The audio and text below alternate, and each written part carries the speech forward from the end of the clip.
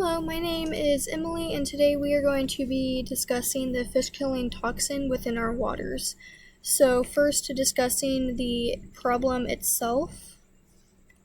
So as we have noticed over the past few weeks, there's been an increase in the amount of dead fish that have been washing up on our shores from the ocean, which is having a negative impact not only on our community itself, but also on tourism, as the area is used for much of the recreational activities such as swimming, boating, fishing, and more within the area.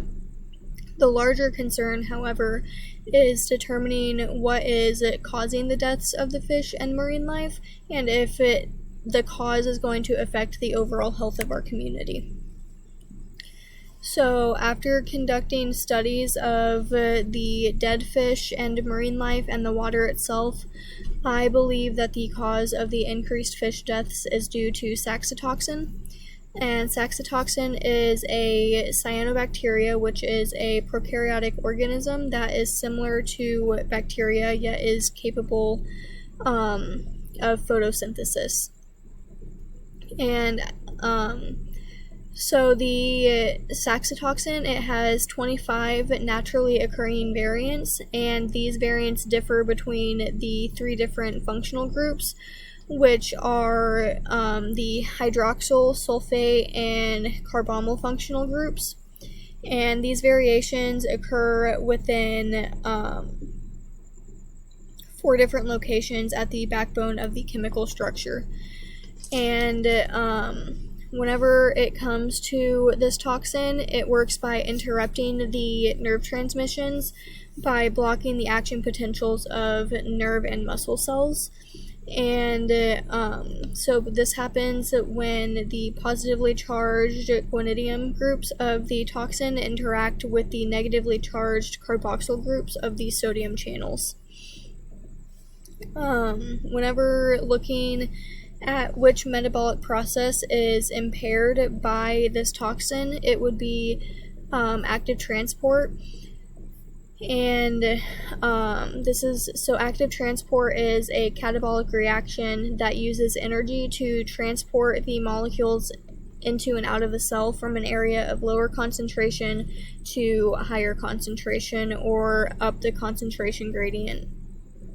And the saxitoxin binds to the sodium channels, which then prevents the exchange of sodium and potassium into and out of the cell. So how is saxitoxin produced? Well, it's produced by 2 different things. It's produced by blue-green algae and dinoflagellates. However, not all blue-green algae has saxitoxin in it.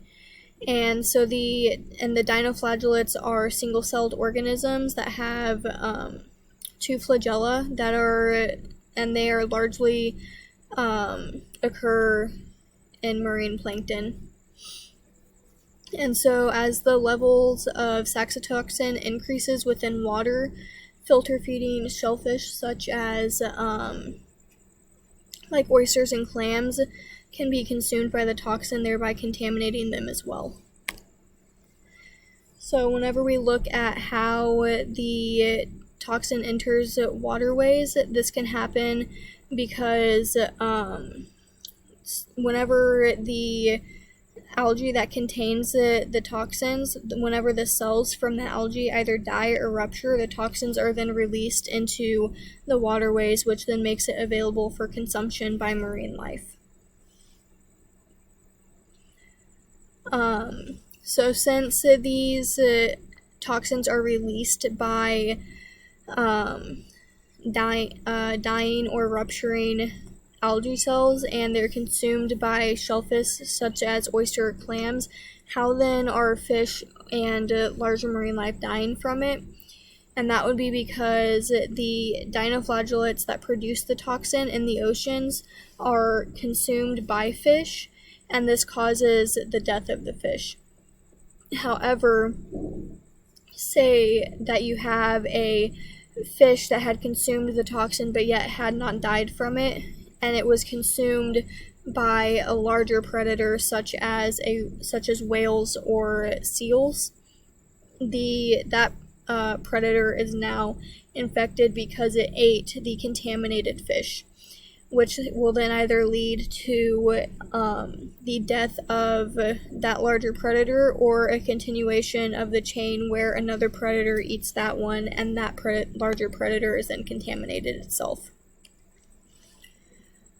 So, looking at the effects of saxitoxin on fish and marine life, going back to prior slides, saxitoxin works not by entering the cell itself, but instead by blocking the active transport proteins in nerve and muscle cells, such as sodium channels. For instance, in the liver, these channels are essential for maintaining the balance between sodium and potassium of the cell, and when the channels are blocked, neither of the molecules can either enter nor exit the cell, which leads to the cell swelling or rupturing as the balance of the cell is thrown off. Whenever this happens in fish, it tends to result in issues such as erratic swimming behavior, neurological symptoms, paralysis, and death. Looking at this in humans, when a human becomes infected with saxitoxins, it is known as paralytic shellfish poisoning. And depending on the amount of toxin that has entered the human body, which can occur by either open wounds, digestion, or injection, it determines the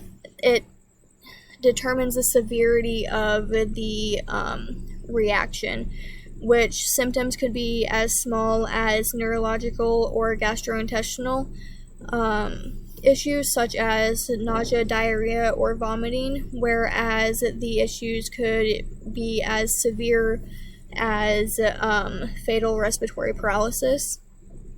With saxitoxins, it only takes as little as 0.2 milligrams of the saxitoxin to be fatal to a human of average weight, which in the United States as of 2018 was 199.7 pounds.